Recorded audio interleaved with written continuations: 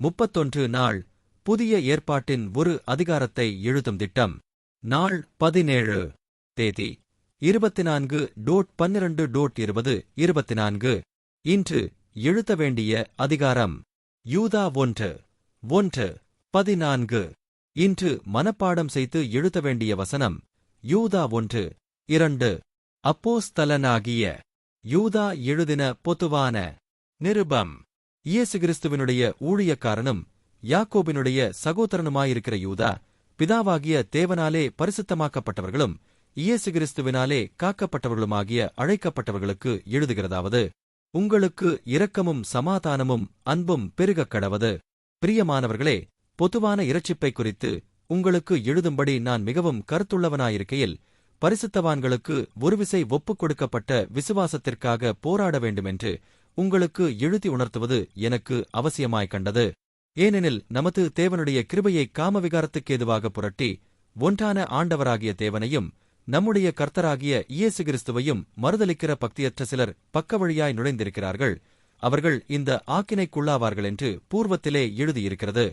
நீங்கள் முன்னமே அறிந்திருந்தாலும் நான் உங்களுக்கு நினைப்பூட்ட விரும்புகிறதென்னவெனில், கர்த்தர் தமது ஜனத்தை எகிப்து தேசத்திலிருந்து வரப்பண்ணி இரட்சித்து பின்பு விசுவாசியாதவர்களை அழித்தார். தங்களுடைய ஆதிமேன்மையை காத்துக் கொள்ளாமல் தங்களுக்குரிய வாசஸ்தலத்தை விட்டுவிட்ட தூதர்களையும் மகா நாளின் நியாயத்தீர்ப்புக்கென்று நித்திய சங்கிலிகளினாலே கட்டி அந்தகாரத்தில் அடைத்து வைத்திருக்கிறார். அப்படியே சோதோம் கொமோரா பட்டணத்தார்களும் அவைகளைச் சூழ்ந்த பட்டணத்தார்களும் அவர்களைப் போல் விபசாரம் பண்ணி அந்நிய மாம்சத்தைத் தொடர்ந்து நித்திய அக்கினியின் ஆக்கினையை அடைந்து திருஷ்டாந்தமாக வைக்கப்பட்டிருக்கிறார்கள். அப்படிப்போலவே சொப்பனக்காரராகிய இவர்களும் மாம்சத்தை அசுச்சிப்படுத்திக் கொண்டு கர்த்தத்துவத்தை அசட்டை பண்ணி மகத்துவங்களை தூஷிக்கிறார்கள். பிரதான தூதனாகிய மிகாவேல் மோசேயின் சரீரத்தை குறித்து பிசாசுடனே தர்க்கித்துப் பேசினபோது அவனை தூஷணமாய் குற்றப்படுத்த துணியாமல், கர்த்தர் உன்னை கடிந்து கொள்ளுவாராக என்று சொன்னான். இவர்கள் தங்களுக்கு தெரியாதவைகளை தூஷிக்கிறார்கள். புத்தியில்லாத மிருகங்களைப் போல சுபாவப்படி தங்களுக்கு தெரிந்திருக்கிறவைகளாலே தங்களை கெடுத்துக் கொள்ளுகிறார்கள். இவர்களுக்கு ஐயோ! இவர்கள் காயினுடைய வழியில் நடந்து பிலேயாம் கூலிக்காகச் செய்த வஞ்சகத்திலே விரைந்தோடி கோரா எதிர்த்துப் பேசின பாவத்திற்குள்ளாகி கெட்டுப்போனார்கள். இவர்கள் உங்கள் அன்பின் விருந்துகளில் கரைகளாயிருந்து பயமின்றிக் கூட விருந்துண்டு தங்களைத் தாங்களே மேய்த்துக் கொள்ளுகிறார்கள்.